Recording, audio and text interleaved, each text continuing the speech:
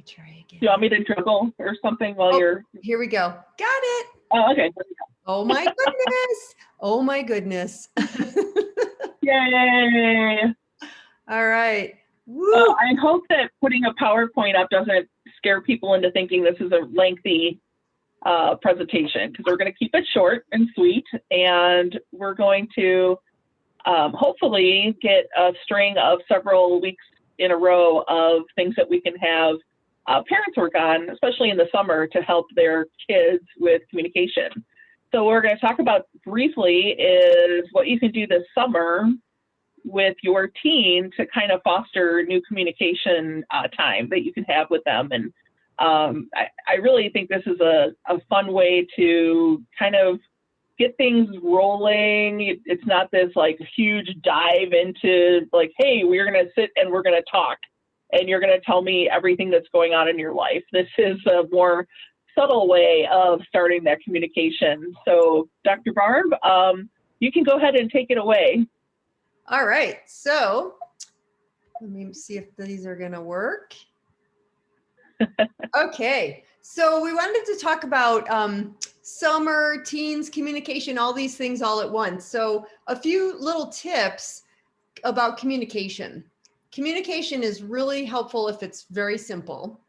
And we also want to make sure that we are keeping judgment out of communication, so non-judgmental. We also don't want to have confrontation in there. So, you know, sometimes we say things that kind of stir the pot, but we want to try to neutralize that. We want activities to be kid focused. And, you know, the goal is we're really trying to like beef up confidence in our kids and really help them take initiative if they're not kids that take initiative normally. So we want to just like really focus on things that the kids will enjoy, have them part of this process. And then the kid driven, again, give them the ability to take initiative. But as parents, you want to guide that. You want to be able to say, hey, that sounds like a great idea. And what if we try this? Or, you know, what if we do this, you know, on top of this activity? And so make sure, you know, you're still guiding, but really trying to encourage that confidence and initiative piece. Yeah, and I think that sometimes we use the term prompts. We can offer prompts to the kids, like here's a way to kind of get the conversation started without, again, it sounding like it's a forced issue, you know, like you must talk. No, you want to kind of approach it a little differently. Yep. So we actually have an activity that we think is very, very helpful. And when I say activity, it's a very generic way of saying there's a thing full of other activities. But what we think would be a great way to start some conversations with your kids is to have them get involved in some activities that you're interested in also. And then when you start to do those things together, you start to have some fun. And sometimes it's like, oh, you're kind of being put out there, might be a little uncomfortable because you're trying something new too. But then once you kind of start getting going on these things together, it puts you in a single place together where you can start to have those conversations. And the way that you can get this whole thing started is, now that summer is here, even though, again, it's 31 degrees, a great way to start is to actually inventory the things that your kid likes to do. And when we say inventory, you know, we want them to list as many things that they're interested in. And, you know, just, hey, why don't you go ahead and list those things that you really, really like to do? The only problem with doing that is it doesn't open their mind to other opportunities that are out there, the things that they may not have thought of before. So we actually have a list of, gosh, I think there's well over, there are at least 100 different things. Yeah. And if you have a chance, if you want to pull that up, Dr. Barb, that would be awesome.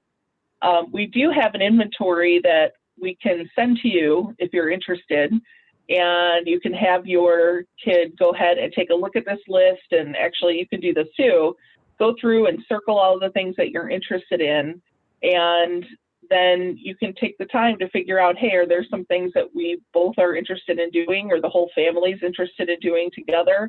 And again, once you kind of get that figured out, then you could try every week or every 2 weeks, try something new. Or maybe over the summer, you're going to pick one single activity that you're all going to try together for several weeks. we know that schedules get in the way, so you obviously need to consider that when figuring out what activity you want to do. And then there's some things that, you may not have the money to take a cruise right now, but maybe you want to get into something like doing an herb garden, something simple like that is not very costly to do. So on the slide, you actually see some of the examples of different activities, and then the inventory sheet again gives a whole big range of different things, from do-it-yourself things to collecting to cooking. Yes, All sorts of apologies, I can't pull it up right now, so I can. That's fine. It's just basically. Oh, that's okay. We're still stuck in this crazy day of technology. Yeah, but we do have a list. Yeah, we have a list. So if you're interested in that, we certainly can send it out to you. If you are on our list already, our email list, we'll get that to you. If not, then you can actually send us a message in Facebook, and we will make sure that we get you added. Yep, that sounds great. Apologies, it's just one of those tech days where nothing has worked yet. Not one thing. So we're during the practice round. We're going with the flow right now. So the thing about thinking about what to do with your kiddos and just family activities is finding common ground and shared interest. And I love these questions because it really gets you thinking about, what are things that we can do as families? I was sharing with Laura yesterday, I used to run a family program, and it was so fun to see just simple things that we would do with these families. And they had a blast, whether it was a game night or doing arts together, different crafts or outdoor activities. And for whatever reason, we kind of get in our little routines at home, and oftentimes we tend to go separate directions. So to be really thinking about what can you and your kids do together, and aim for doing this like multiple times during the week, not just once a week or once a month, but, and think about what are some new things that you guys would love to do. And again, the list of interests and activities that we'll have, if you're interested in getting that, has so many different things. You're like, oh yeah, I didn't think about doing this, so there's a lot of really cool ideas on there, and it would be fun to be able to work through that list together. And the other thing is teaching one another. And that's the fun thing with like really helping kids, again, with their confidence and taking initiative and helping them, in kind of sneaky ways, helping them be a leader, is having them teach you. So something one of you can teach the other, like really try to initiate and get your kids to like, hey, maybe this was something they did at school, and it's like, well, show me, I want to learn how to do that, and really help them come out of their shell if they're someone who's a little more shy with teaching.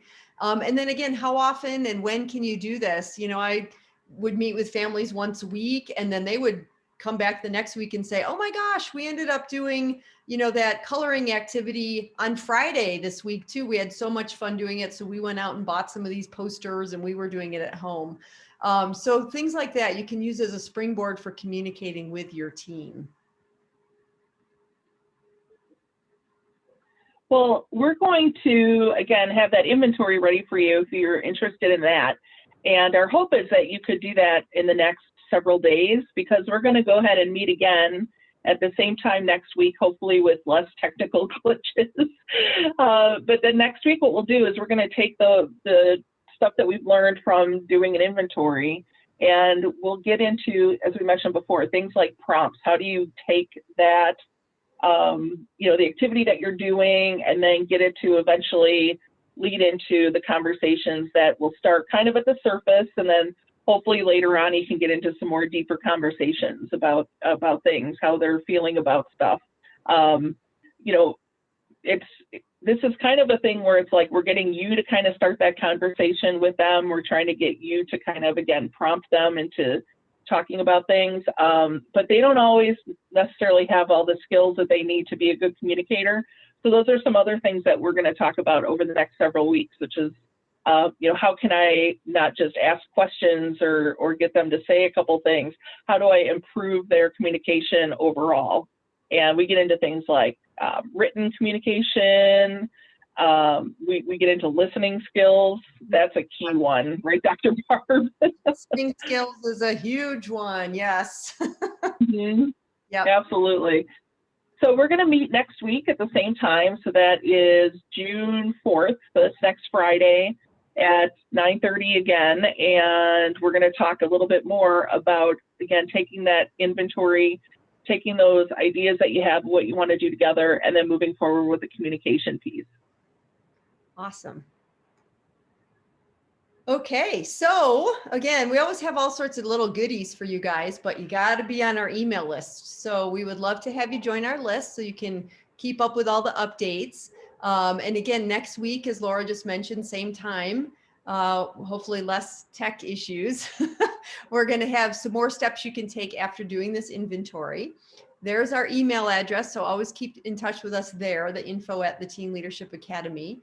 And again, just keep in touch with our Facebook page. And one of the best things you can do is share this information, share this page. If you know other people that might be interested or other people that have teenagers, you're looking for fun things to do, please share the Teen Leadership Academy the Teen Leadership Parents Academy page. I probably still said that wrong. And share that with other people that you know. And make sure we just get the word out. You know, we're trying to build a community here. So the more you can share and send this to other parents and other folks that are involved with teenagers, even if they're like teachers or other community leaders, get the word out that way too. That would be awesome. And the other piece to that is not only do you get the information that we send you if you're on that Facebook page, then we start to hear from other parents, like what are they doing, what's working well for them. Then you can start connecting with some other people that may be having the same successes or the same issues. And it's a really great way to, again, get communication started to help with anything that is teen communication related. Awesome. And we have camps coming up as well. And so the Teen Leadership Academy page has some great information. We're going to be running our beginner camp like we did last summer, all online. And the first one is starting in June in a couple weeks. And then we've also got our advanced camp. So kiddos that take the intro camp can also sign up for the advanced camp. And we had some kiddos from last year that can be part of the advanced camp as well. So we would love to see you all for camps this summer. We're super excited about that. Oh my gosh. It was so much fun last year. So again, you can find that information by going to the teenleadershipacademy.com, or again, we have the information on the Facebook page. And that would be it. All right. Well, thanks for joining us. Hopefully we'll see you next week. All right. Thank you. Bye-bye.